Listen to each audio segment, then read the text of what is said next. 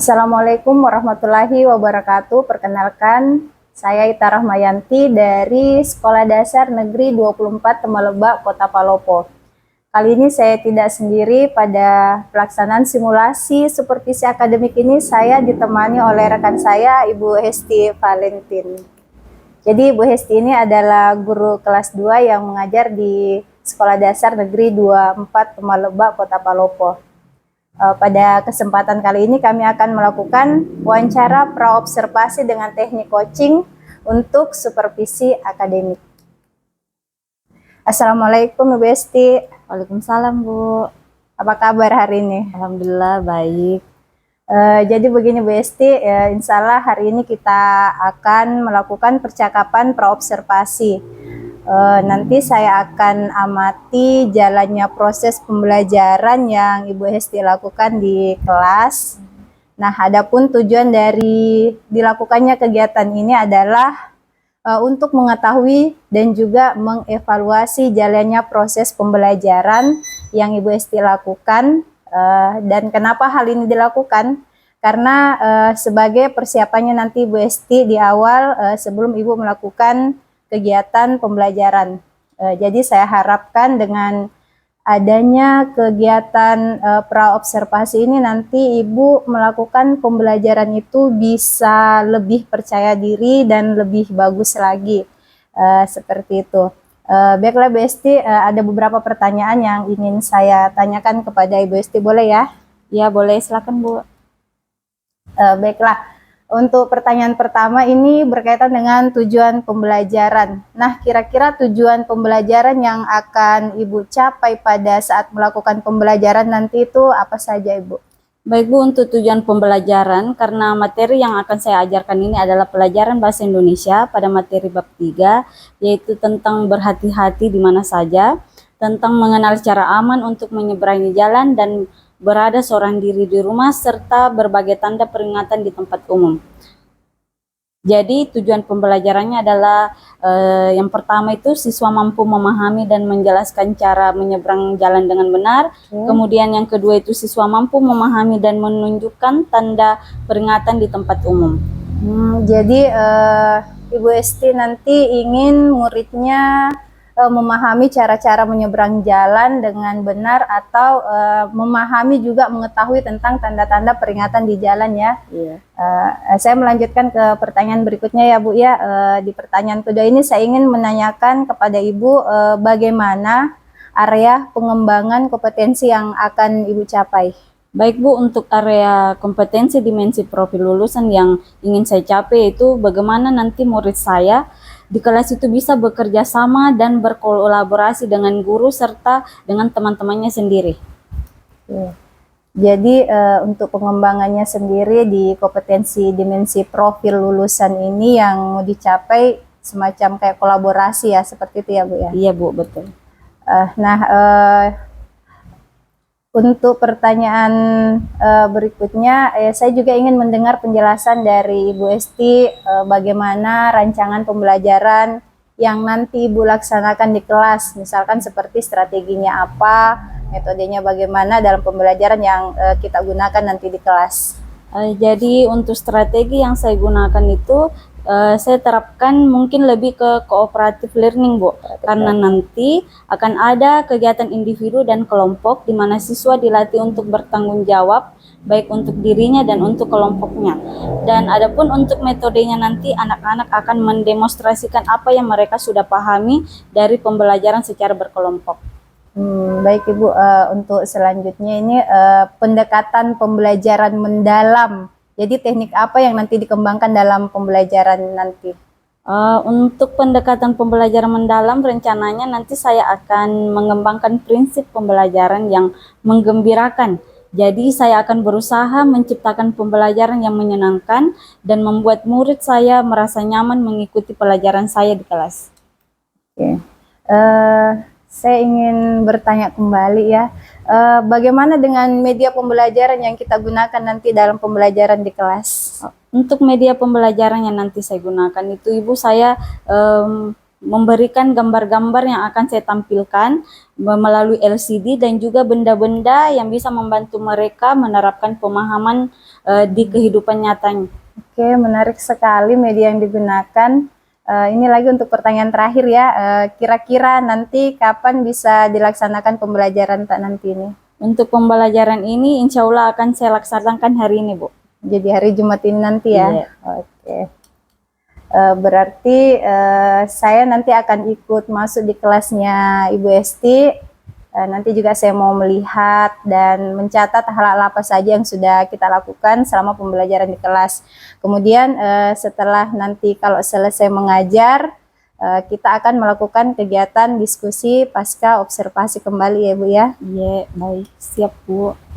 Baiklah Ibu Esti, terima kasih atas waktunya hari ini. Mudah-mudahan pembelajaran yang Ibu lakukan nanti bisa berjalan lancar dan tidak ada hambatan.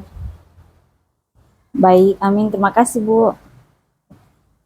Nah, itu tadi percakapan praobservasi saya dengan Ibu Esti, guru kelas 2 di Sekolah Dasar Negeri 24 Temalebak, Kota Palopo. Nanti kita akan sambung kembali diskusi dengan Ibu Esti pada percakapan pasca observasi setelah saya melakukan kegiatan observasi di kelas. Terima kasih. Wassalamualaikum warahmatullahi wabarakatuh.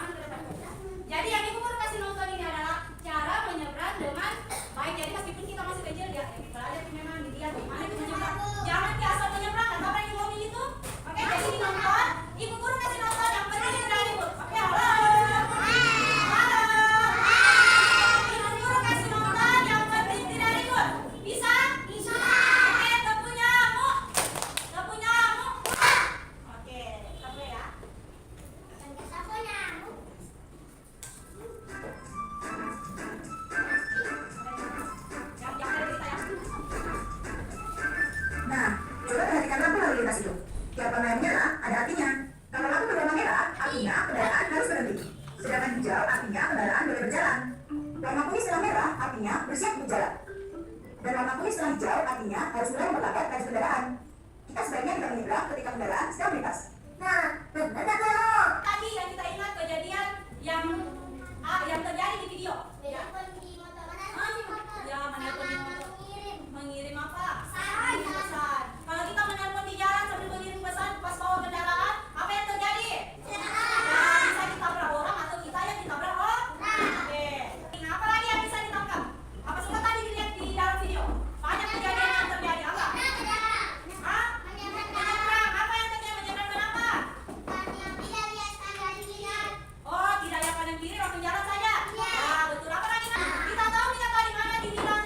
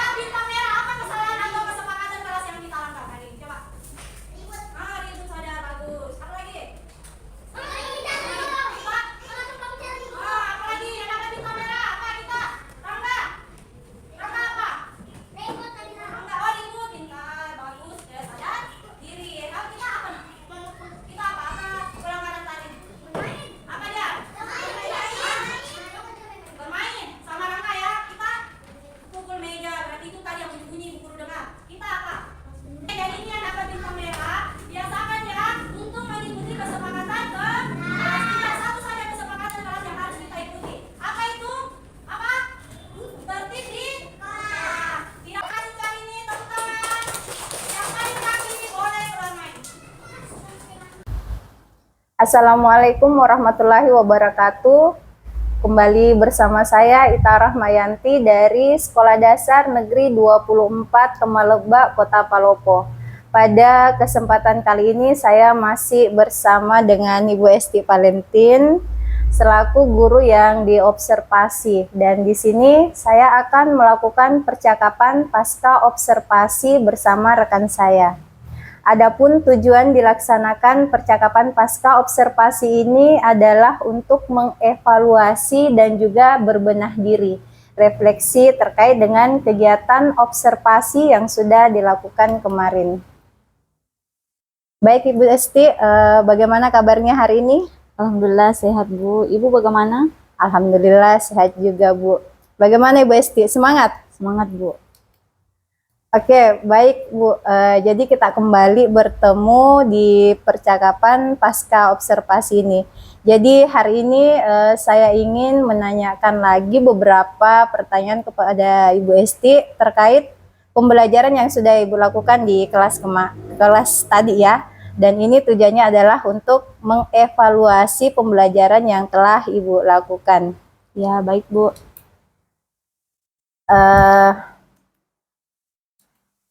Bisa Bu ya? Ya, bisa Bu. Baik, pertanyaan pertama ini Bu ya, bagaimana perasaan Ibu ini setelah melakukan pembelajaran di kelas tadi? Perasaan saya setelah melakukan pembelajaran di kelas, awalnya saya merasa tegang, saya gugup. Mungkin karena saya diobservasi, tapi seiring berjalannya waktu, saya sudah terbiasa dan saya lebih santai melaksanakan kegiatan pembelajaran di kelas. Oke, baik. Alhamdulillah ya Bu ya. Kegiatan belajarnya lancar dan juga Ibu merasa lebih santai. Ya, alhamdulillah Bu. Kemudian adakah hal-hal yang sudah baik dari pembelajaran yang sudah Ibu lakukan tadi di kelas? Dalam pembelajaran yang sudah saya lakukan di kelas, tentunya metode yang saya gunakan itu memiliki kekurangan dan kelebihan sendiri. Untuk kelebihannya yaitu saya bisa melihat kalau murid saya bisa melakukan apa yang diperintahkan, baik dari yang saya jelaskan maupun dari yang melihat teman-temannya yang lain. Dan kekurangannya yaitu masih ada beberapa di antara murid saya yang kurang paham terhadap tanggung jawabnya ketika pembelajaran berlangsung. Kira-kira kalau dari skala 0 sampai 10, Ibu Hesti itu berada di posisi atau angka berapa menurut Ibu Hesti sendiri? Mungkin ada di posisi angka 7 sampai 8, Bu. Jadi posisinya di antara 7 sampai 8 ya. Oke, terus kira-kira adakah hal yang masih perlu ditingkatkan ke depannya nanti? Mungkin nanti saya dalam pembelajaran berikutnya akan terus membantu murid untuk bisa lebih fokus terhadap kegiatan pembelajaran di kelas. Juga mencoba menggunakan prinsip pembelajaran mendalam dalam hal kesadaran. Jadi pembelajarannya nanti murid saya selain nyaman dan senang belajar, mereka juga menjadi pembelajar yang aktif dan juga tertanam dalam dirinya sendiri untuk memotivasi belajar. Oke. Jadi Ibu Esti nanti selain mau menerapkan prinsip pembelajaran yang menggembirakan, juga mau menerapkan prinsip pembelajaran yang berkesadaran ya dalam kegiatan belajar di kelas nanti. Iya Bu. Kemudian apa rencananya Ibu ke depan terkait dengan pembelajaran di kelas untuk menerapkan prinsip pembelajaran yang kita mau terapkan tadi? Di sini saya akan berusaha bagaimana nantinya murid-murid saya bisa melakukan aktivitasnya di lingkungan keluarga dan masyarakat seperti apa yang telah didapat di sekolah. Jadi setidaknya pola pikir anak bisa lebih berkembang lagi. Menarik sekali ya Bu ya. Maunya di sini setidaknya saya bisa menarik kesimpulan bahwa secara tidak langsung nanti Bu Esti mau kalau muridnya ini memiliki pengalaman belajar dalam hal mengimplementasikan atau mengaplikasikan pemahaman yang didapat dari sekolah itu di dalam kehidupannya sehari-hari. Oke. Terkait dengan waktu pelaksanaannya untuk dilaksanakannya pembelajaran yang seperti ini itu kapan Ibu Esti bisa lakukan nanti? Mungkin segera, mungkin saya juga harus menyiapkan rencana pembelajaran yang harus saya lakukan nanti. Segera mungkin ya. Baik, untuk pertanyaan selanjutnya ini, bagaimana komitmennya Ibu Hesti terhadap pembelajaran di kelas itu apa saja? Komitmen saya mungkin dengan menerapkan pengalaman belajar dari sekolah murid, Ya. saya bisa menjadi murid yang berkarakter baik dan lebih bertanggung jawab lagi. Jadi memiliki mau muridnya berkarakter dan bertanggung jawab. Dia Masya Allah sekali ya Bu Hesti. Jadi tanggung jawab yang akan Ibu Hesti lakukan juga nantinya adalah merupakan satu upaya seorang guru untuk memperbaiki kualitas pembelajaran di kelas dan mengembangkan karakter murid bukan hanya di lingkungan sekolah, tetapi juga di lingkungan keluarga dan juga masyarakat ya. Insya Allah Bu, tentunya saya juga membutuhkan kolaborasi dari semua yang ada di sekolah ini. Insya Allah Bu Hesti, pastinya kita akan berkolaborasi untuk mewujudkan semua itu. Baiklah Bu Hesti, terima kasih banyak atas waktunya. Iya, terima kasih juga Bu. Demikianlah teknik coaching supervisi akademik yang sudah dilaksanakan, yang terdiri dari 3 tahapan, mulai dari tahap pra-observasi, observasi, dan pasca observasi. Mohon maaf apabila masih banyak kekurangan. Wassalamualaikum warahmatullahi wabarakatuh.